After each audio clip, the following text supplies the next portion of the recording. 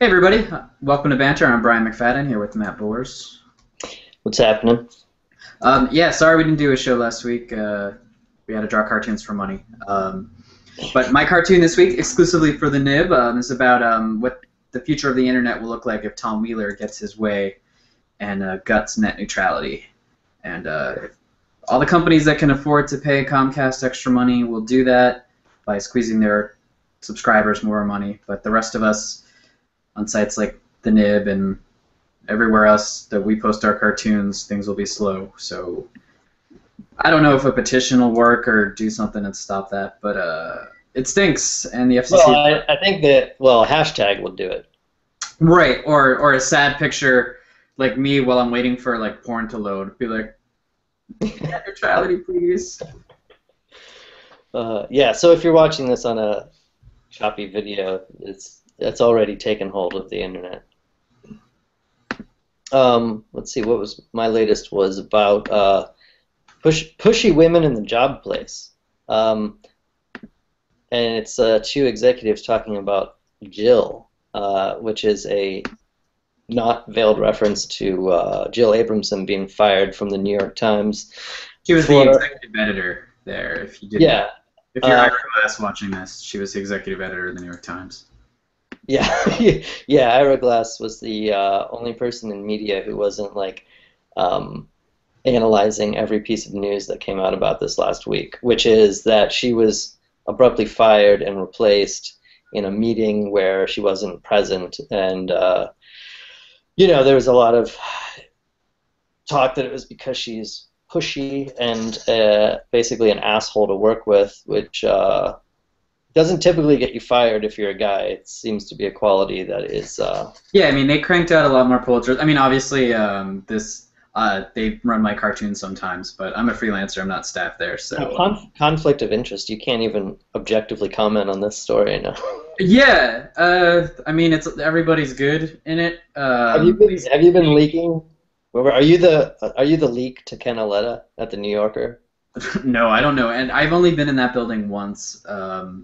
Like 2.5 years ago almost now. So I am very much not involved. I think Jill Abramson mentioned me once in an interview, just acknowledging my existence, like nothing favorable, nothing critical. Yeah. Oh, I have it. Well, I have it pulled up, and let's see. Let me search your name. Yeah, this is funny.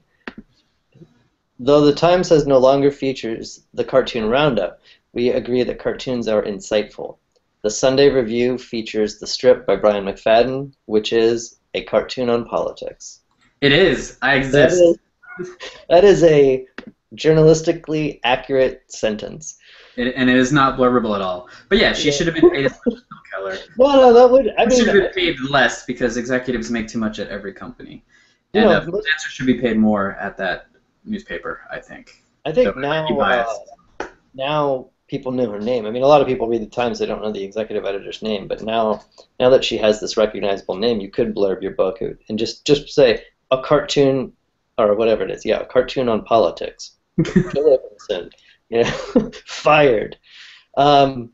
So, I brought up Ken Aletta because he's been one of the lead guys reporting on this and basically saying that it wasn't because of pay discrimination or her gender, but that she was genuinely difficult to work with. But it seems hard to believe that it wasn't some sort of a factor because, like I said, guys who are difficult. There's plenty of guys who are difficult who don't seem to be fired. I think the way to reach gender equality on this is not that maybe Jill Abramson shouldn't have been fired because maybe she's a complete asshole. I don't know.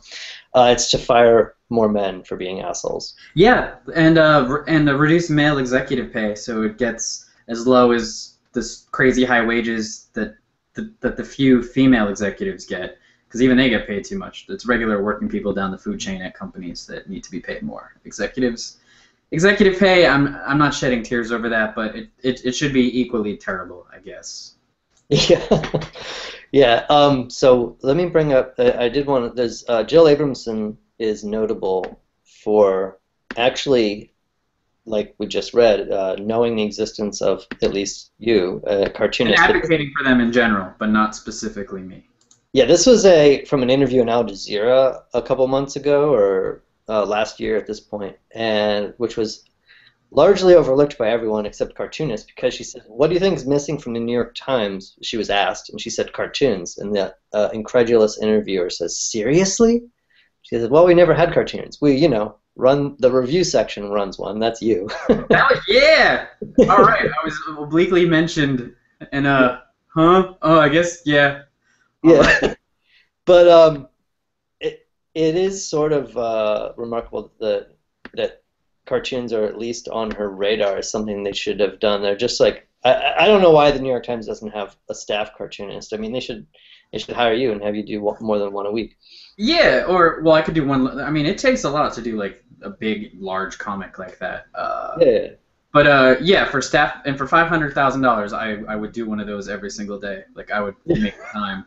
You could have a little Or work. even shit, I'd even do it for 80,000 if I mean someone seriously wants to hire me. Because yeah, right now I am making laughably low money. Yeah. Well, so cartoons are. I think the 2000s when we came up was like the worst time in maybe the history of media to get into cartooning, especially because there was staff jobs galore up until the late 90s, where people were actually getting paid quite ridiculously in some cases. I mean, six-figure jobs were common and stuff like that. And so now we're starting to see a little bit of that turning around. So I mean, I got this staff job, 6 months ago, and now Pando Daily just hired Ted Rall, who I run on the Nib. And Pando is like a tech site, and it also should be noted, this guy who you see doing all these illustrations, they have a staff illustrator too. So now they have a staff cartoonist. Like it's amazing, and Ted deserves it. Like he's been doing all weekly cartoons before we even thought of starting cartoons. Yeah, and then Durf, another person who probably got us both into cartooning. Yeah, when it was a bad idea in the early 2000s. This is his last alt-weekly strip, and he is leaving alt-weekly strips. It doesn't seem, it's not negative because he's doing a bunch more graphic novels. He did this one, My Friend Dahmer, which came out last year. It's great. I recommend it to everybody. So I'm kind of really hoping that this trend continues. Because comics bring traffic. I mean, didn't NPR recently cancel their cartoon roundup on their site? Yeah. Oh, it was very popular, but we're not doing that anymore because we need those annoying cartoon guys. I have the post that it was called Double Take, where they featured like a conservative and a liberal cartoon, and then the guy who ran the section, Mitch Berger, he was cool, and I met him once. He was like an advocate for cartoons being on there, and that's the whole reason why it existed. But then a couple months ago, they clipped it, and he did a post about it, and he said, thanks for the number of people who made this possible, blah, blah, blah, who gave their time and talent to make a daily pair of political cartoons one of the most popular features on NPR.org. So running reprints of cartoons was the most popular feature on NPR, or one of them, and we're getting rid of it. That makes sense. So I actually, as editing the Nib, I benefit from this terrible environment in a way, because none of the cartoonists have staff jobs, so I can get everybody to do work for me, and then the Nib. Basically what I'm doing is I have a bunch of, because I'm a freelancer, so I have all these clients, and I'm cobbling together my crappy annual salary from all these disparate things, and I'm pitching you ideas, pitching other people ideas, trying to get my cartoon reprints and other things, letting a syndicate handle it because it's too much work. I'd rather just read the news and draw comics. Yeah. Reading the news and just draw comics, that would be ideal. But so Universal is doing that with you now? The what? Is that Universal Syndicate doing that for you? Yeah. Okay. Yeah. They are. I mean, I just started in February, so. Right. That's what I just wanted to know if you were. I didn't realize you were official or not. So we're both with the same syndicate now. Yeah, they're good people, but the market is the market for that stuff, as you know, is dried up. But all these online outlets like Pando and Medium have hired people. So my hope is that people like you or Jen Sorensen, can get jobs, and that might make it harder for me to get stuff on the Nib, But Well, it might actually encourage like a food chain again, because yeah, like you're still the youngest political cartoonist, because there's no one, like, every kid is smart enough to realize, oh, why do that? I'd yeah, rather, I don't know what job the kids go to these yeah. days.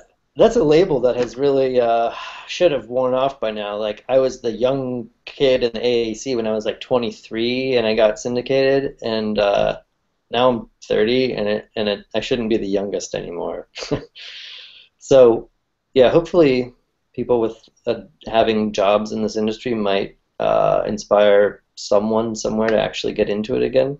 Um, and and to keep those who exist still around, because yeah, like eventually I'd like to like have a grown-up income and not this starving artist lifestyle that is so romantic, when I have to eat like salad all the time. so I there's some new reports out that are showing that global warming is even worse than we thought. There's like every year or two, there's like scientists are like, okay, it's actually going to be worse than we said. It's irreversible. Ocean levels are rising 20 feet. So, you know, Antarctic ice shelves are falling Yeah, it's apart. totally irreversible, and I mean, it's going to be what, 10 feet in 100 years, so we won't be around, but people that we might spawn will be around. Yeah, so Slate posted this thing, what your city will look like in 2300. So we'll be dead, thankfully. But here's I'll some. be in a robot body. I'm not dying. I How refuse. close do you live to the Bay Harbor or the Boston Harbor Hotel? Yeah, only rich people can afford to go there. Screw them. Yeah. Well, it's gonna make That's not it. so bad. Even the penthouses are still good. Yeah, But you yeah, the could courthouse still. and all of.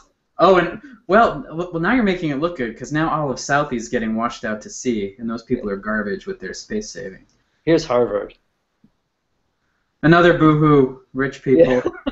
yeah, but the thing is Rich that people live by the coast. Well, actually, I was just telling you, I live about a 3-minute walk from the ocean, but I have to go up a hill, and it's in a very densely populated area, so I'll be fine until it's beachfront property and my landlord raises the rent or sells the place. and if you rent from your landlord for the next 200 years, it's gonna be pretty pathetic. Well, yeah, that's why I need a staff job, so my robot body can buy a house and just like live Yeah. its robot life, and while the world collapses. Well, the I don't even know that you can afford the robot body. The elites are gonna buy the robot bodies, and we're just gonna die in our meat sacks. That's more depressing than the collapse of the ice sheet. Yeah. So, Um, immortal rich people. here's a depressing cartoon about. Oh yeah, which ties into the VA stuff that's been. Yeah, the VA is again not doing great. Another thing, every couple years there's a report out that's like, yeah, the VA is shitty and people are dying, or so Obama actually gave a press conference about that today where he said he'll do something about it. Yeah, Shinseki's on like double secret probation, so one more fuck up and then he has to resign. Yeah.